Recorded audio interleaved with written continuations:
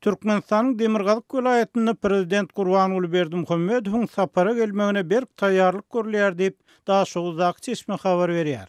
Azatlyk radiosu döwlet başçysynyň Daşoguz welaýatyny planlaşdyrýan iş sapary şeýle de onuň goňşy Özbegistanyň Haredim oblastynda özbek kardeşi Şawkat Mirziýoýew bilen duşup topuk proýektiniň guruluşyna golluk almaga çalışjakdygy barada 2 günden hökümetdäki çeşme salgylanyp habar berdi. Sapar Murat Niýazow adyndaky etragyň çägini hususan Daşoguz aeroportu bilen aralykda ýoluň urunda ýerleşýän hojalyklaryň betgelişi kasaplanan mal ýataklaryny, maşin garažlaryny ýumurdylar diýip Azatlygyň çeşme taýýar.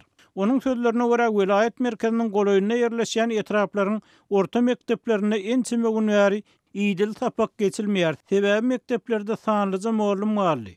Okuwçylar 2-3 sagat saklap, köçede göze başa düşüp görmezlik tawsyryp, öýlerine goýberýärler diýip Azatlygyň habarçysy bilen anonim şertde söhbetdeş bolan Magar Fiskar hem bu maglumat tasdiq etdi.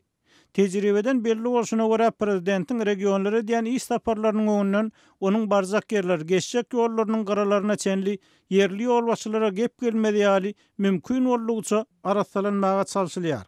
Bu hili iş üçin şäherleriň jemaat tozalygynyň işgärleri, mektep muallimleri we beýleki büdjet edaralarynyň işgärleri kä halatda ýokary klass okuwçylar hem ulanylýar.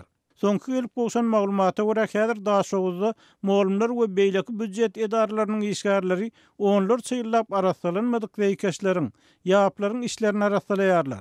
Bu gedek beýli işlere yaramajak adamlara ýerine adam tutmagy hem ruhsat bermediler diýip çeşme habar berýär. Türkmenistanyň paýta ýygymyna ýa beýleki mezur çäreleri iýerleýän büdjet işgärleri ýagdaýlary bolsa pul berip öz ýerlerine işsiz adamlary hakyna tutýarlar.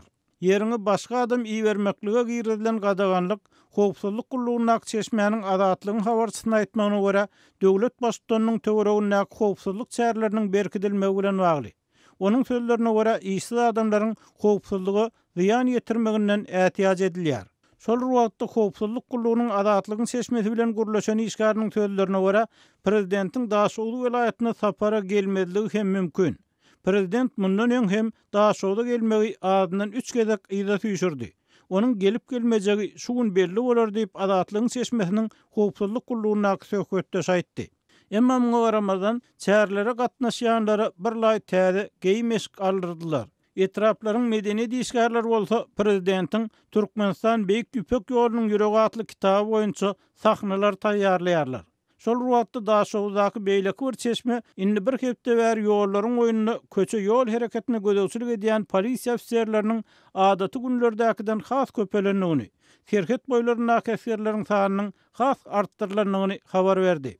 Sosial gomlarda hususan Türkmenistanyň Kronikasy neşrinde çap edilen maglumatlara görä Özbegistanyň Daşoguz bilen araçakda ýerleşýän Haredim oblastynda hem ýokary derejeli mehmanlaryň gelmegine taýýarlyk görülýär.